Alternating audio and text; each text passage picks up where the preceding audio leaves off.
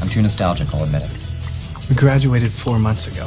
What can you possibly be nostalgic for? I'm nostalgic for conversations I had yesterday. I've begun reminiscing events before they even occur. I'm reminiscing this right now. I can't go to the bar because I've already looked back in it in my memory, and I didn't have a good time.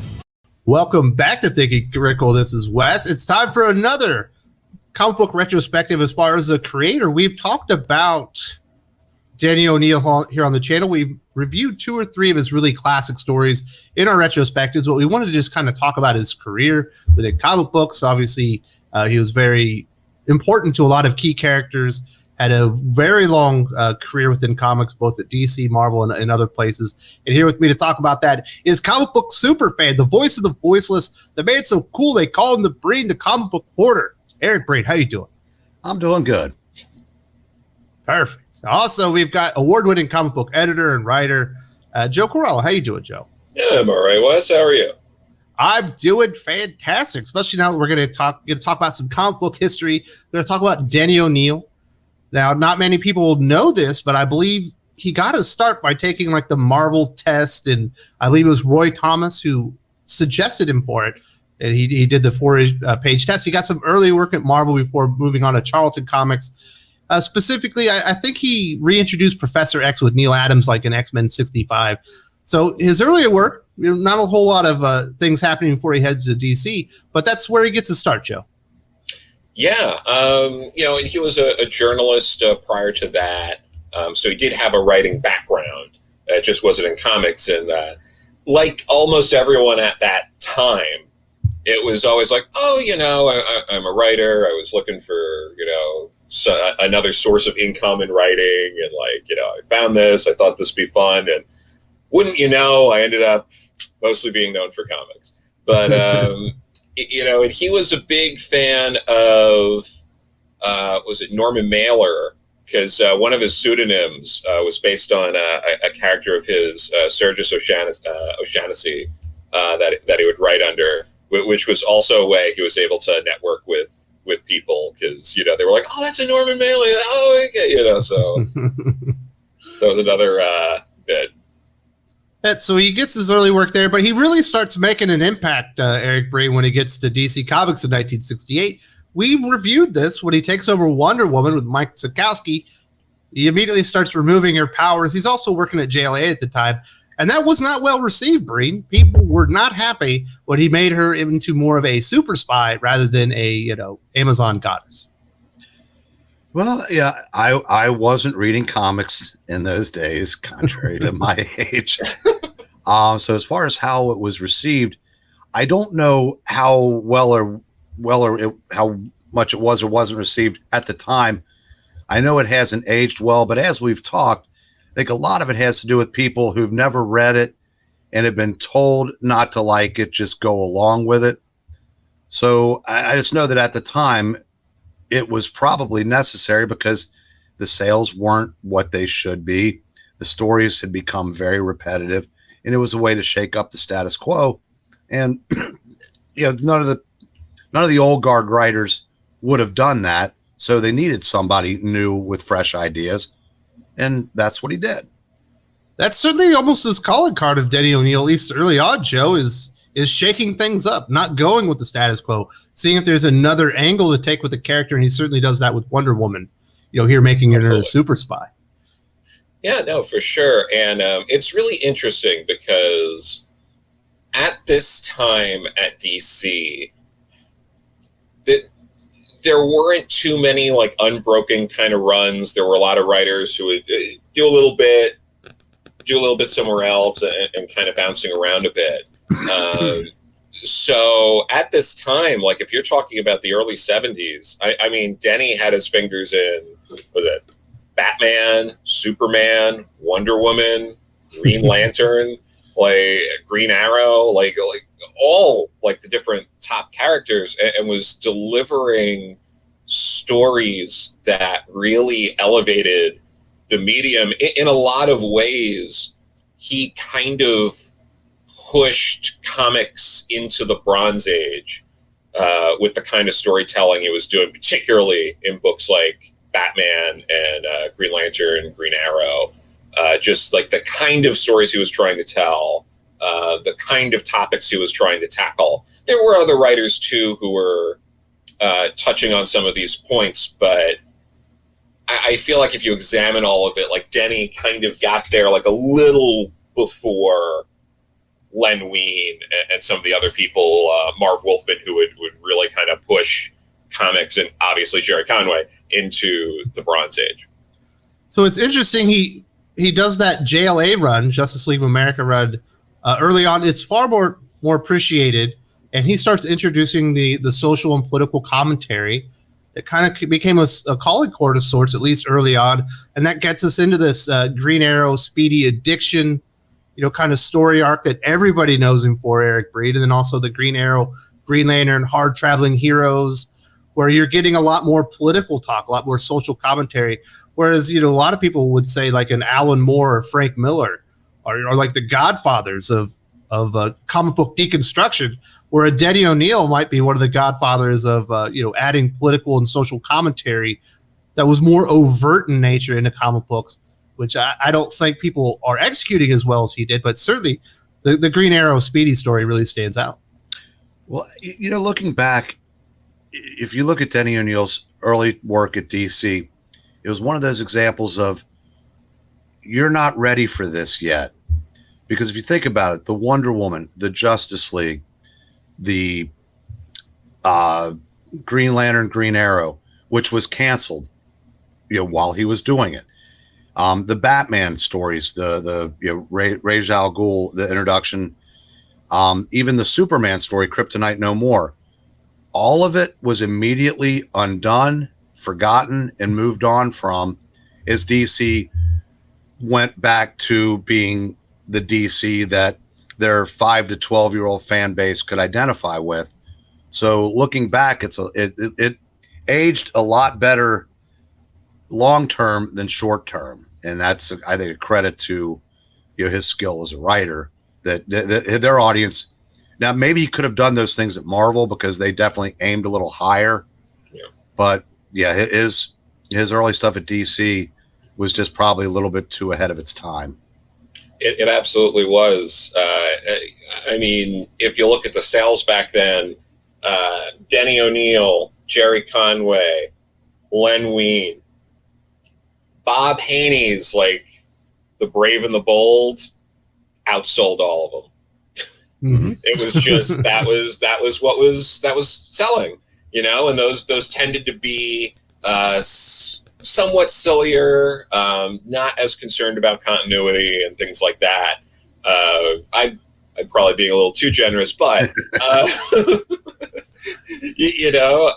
but yeah, like that's what was selling. So after a while trying these things, they'd kind of be like, all right, let's get that going, and we'll relegate you guys over to some of our more like prestige horror kind of books we're doing until the implosion and all that.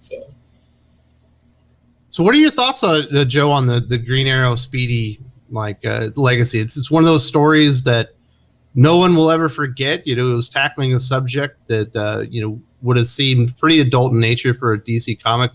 Obviously, as Eric talked about, it might not have been received perfectly well at the time, but it feels like it's driven where comics were going in the future. It was so far ahead of its time, and to really the political social commentary, which you had seen in the past, but was far more overt. In the Green Arrow, Green Lantern, hard traveling heroes, where they're kind of talking about these things. Sure, and I feel like some credit has to be given to Stan Lee here, because Denny first having that experience at Marvel before going to DC, Stan did have, obviously the stories with, Harry Osborn and, being addicted to drugs, and there would be stories. And I think it came up in the Death of the Stacys, the, protesting and this and that, and that all, those issues predated the stuff going on in Green Lantern, Green Arrow. So I feel like Stan should get some credit in terms of introducing a lot of those ideas. I think what Denny was able to do to like take the ball and run with it was in Green Lantern, Green Arrow, really having these two characters who were opposite and also had their reasons and could articulate that. Whereas when Stan was tackling it, it was, it was bringing up an idea, but there wasn't a lot of, it's more on the periphery. It's there, but it's not like a central focus or of the story itself. Yeah. So yeah, pretty interesting stuff. It served the test of time. It's one of those things that when you hear about Denny O'Neil, it still comes up.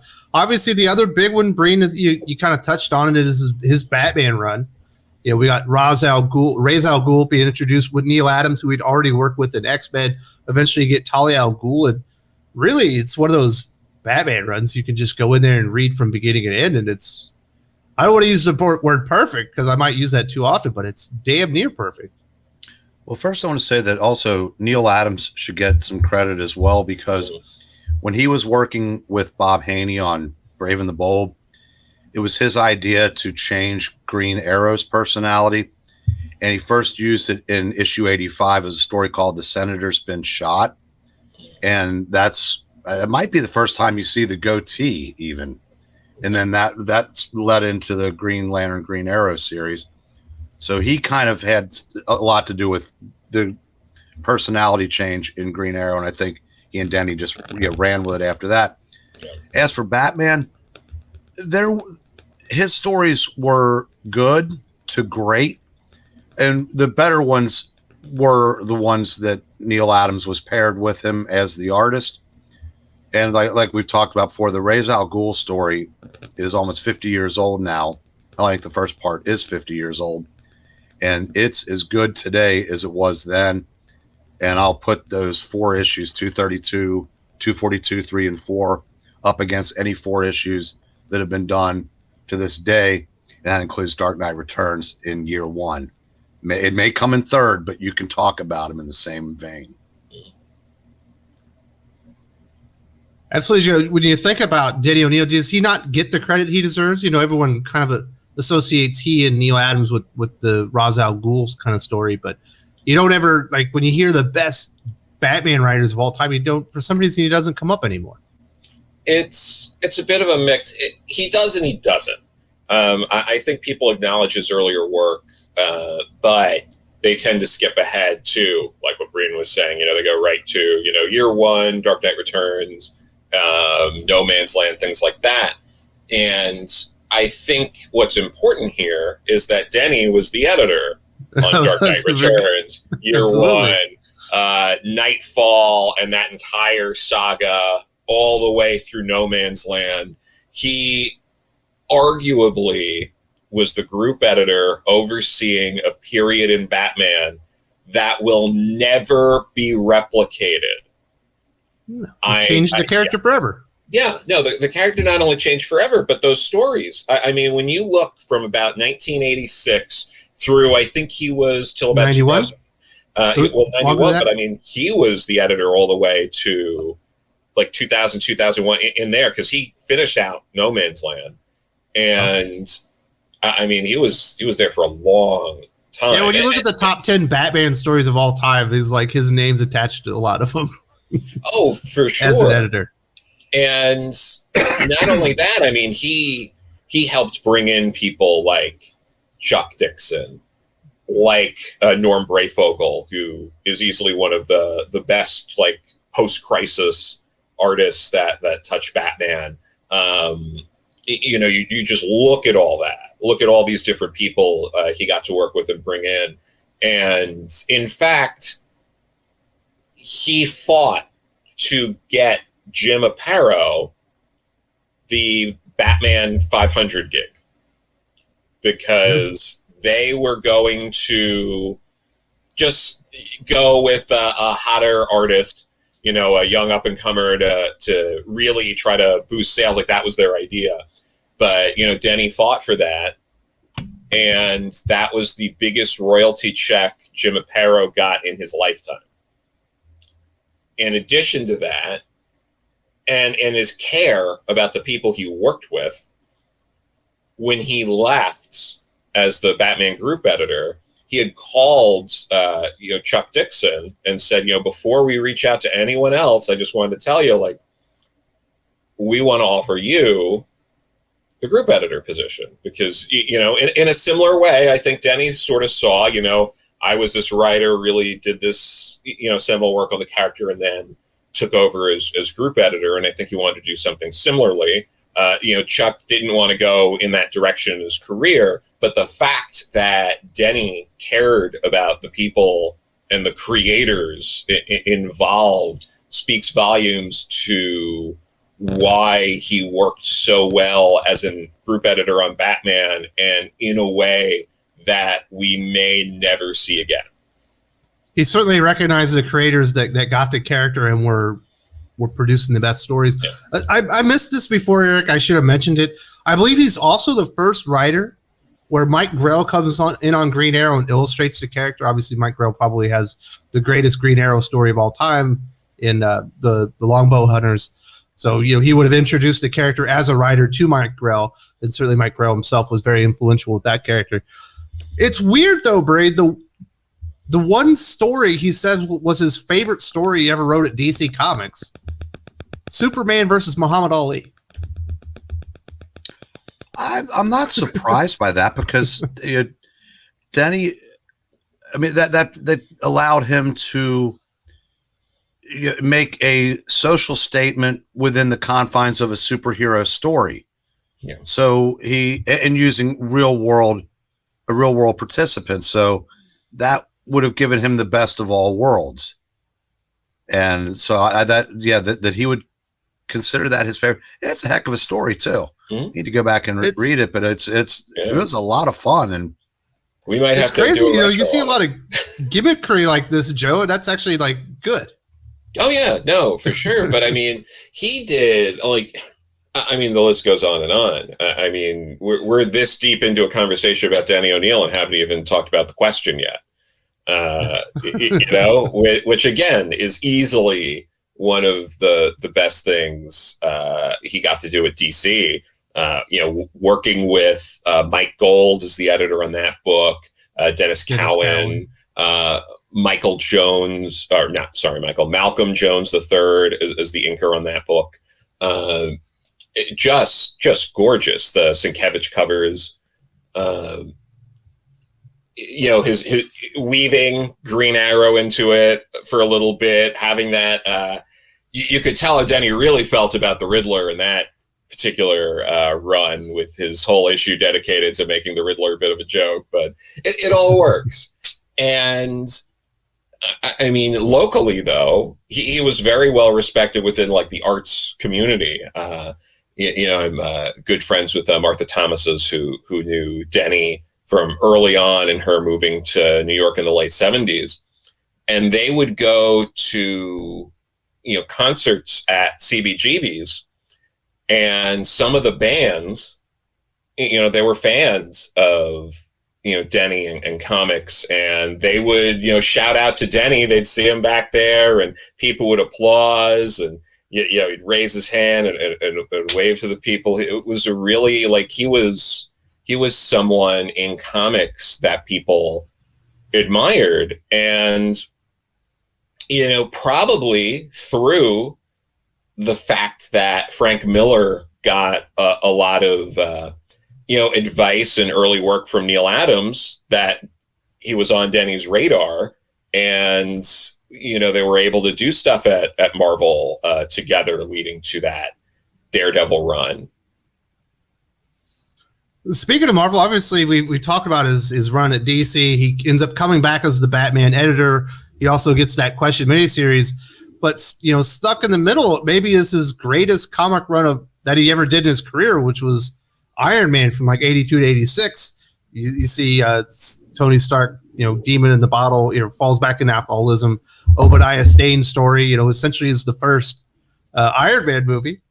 Obviously we've seen Ra's al Ghul in the movies, and he's got a lot of things that end up on the big screen because his ideas were so good. But it's unfortunate his Iron Man run there gets a little bit overshadowed because it just so happens to be happening at the same time as Claremont and Burns' Fantastic Four. You got Simonson's Thor, I think, coming online, Daredevil from Frank Miller.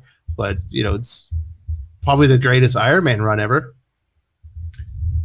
Yeah, and if you look at that, a lot of it has been kind of lost to time, but he made a very profound statement during that run.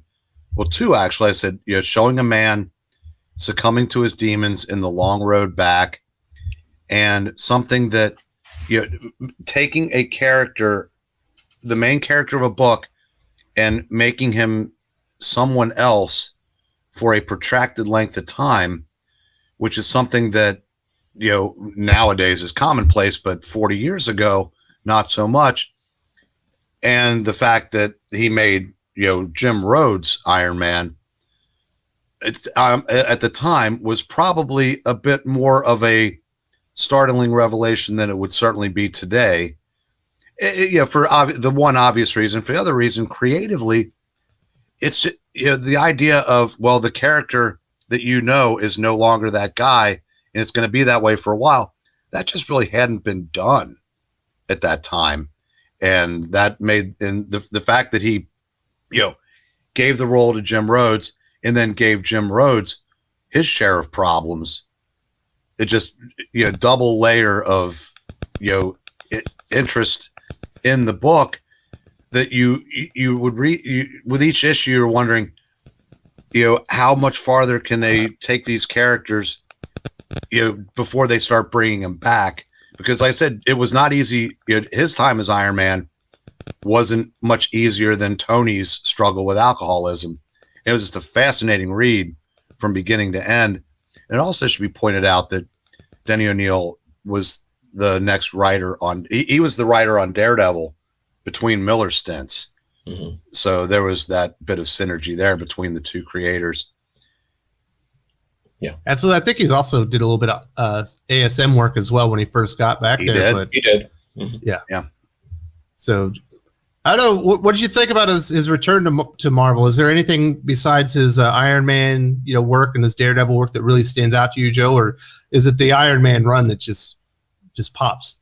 I think the Iron Man run is what really works. I think he did plenty at Marvel that, it was solid work, but Denny, unfortunately, had his problems with alcoholism. So I think he put a lot of himself. You see that in both Iron Man and The Question, him putting that bit of himself in there.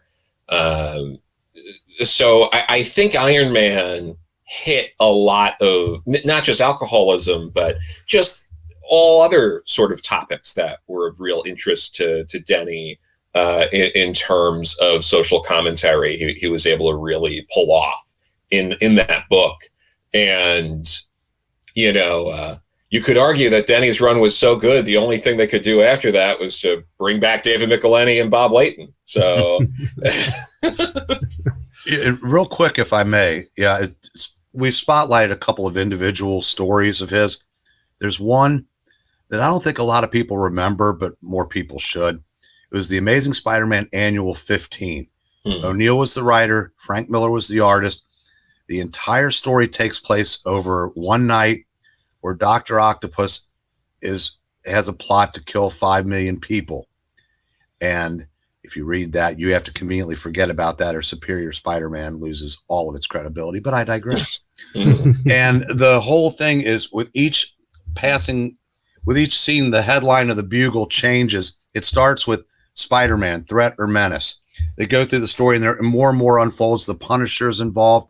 And you get to the end of the story, and you realize that how he's planning on killing the people is by poisoning the ink so that everybody that picks up the paper the next morning will die. And the Bugle circulation is 5 million. And they do all these headlines like Dr. Octopus plots the death of 5 million. This. And when they get to the end of the story, they realize people can't handle that. So the end is the Bugle headline they end up going with Spider-Man, threat or menace. But it's a wonderful story. And like I said, it's unfortunately been lost to time, but if you get a chance to, if that's available anywhere, read that. It's great. Yes. Joe, do you have any other recommendations for people looking for Denny O'Neil? Obviously, in 25, 30 minutes, we can't really encompass everything that he did. We wanted to hit some of the highlights and some of the big, legacy that he kind of left behind. Is there another story out there? You know, obviously we've covered the Obadiah Stade story, the Ra's al Ghul story. We also did one of the Wonder Woman stories. So yeah, no, I think we highlighted all that. I mean, I would definitely recommend a lot of Batman between 1986 and like 2001, but this is a low-hanging fruit we hadn't mentioned, so I might as well mention it. Like, also read Batman 251 with him and Neil and their explosive sort of Joker story there. That is such low-hanging fruit. If you hadn't heard of that story, just rectify that immediately and never share that shame with anyone. If you haven't heard of that story, you're not watching us right now.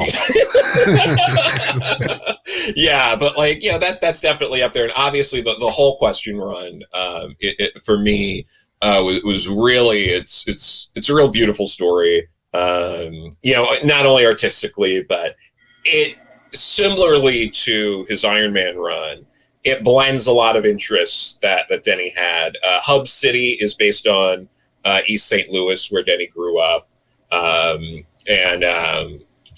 Vic Sage, he takes a lot of his journalistic background, puts it into Vic. The mayor, through the story, is this alcoholic that Denny sort of funnels a lot of, his worst fears about himself and where that road would take him into that character. Lady Shiva is just dynamite throughout that whole run. It's got a fantastic ending. That's I wouldn't necessarily say it's it ties it up. Satisfying probably isn't the right word, but it's a very things are coming to a certain way, and you're like, I don't know how this can end, and you're like, ooh, that's how that story ends. But no, I would definitely recommend all that. And I did have the pleasure not only meeting Denny a few times, getting to do some email correspondences with him, talk to him on the phone, worked with him on a short story for a Planned Parenthood anthology I put together. And it was easily one of the last original published works he got to do. Certainly, I think it was the last in terms of non-Big Two comics he got to do. And we had a signing at Forbidden Planet in New York City, December 30th of 2017. His wife had only passed away a month or so prior to the signing, and we weren't sure if he was going to come down. It was snowing. It wasn't bad, but, it was a little snow on the ground. He was in upstate New York. He insisted on coming, and his son Larry drove him down, and we ended up having this really big, nice signing. Carl Potts came by, Stuart Moore, Matthew Rosenberg, and I got to experience doing a signing with Denny O'Neil and a bunch of other people. It's an anthology. We had Glenn Greenberg, Mindy Newell, Mark Wheatley came up from Baltimore. It was, or the Baltimore area rather, but it was a really nice experience, and there's just nothing can beat that.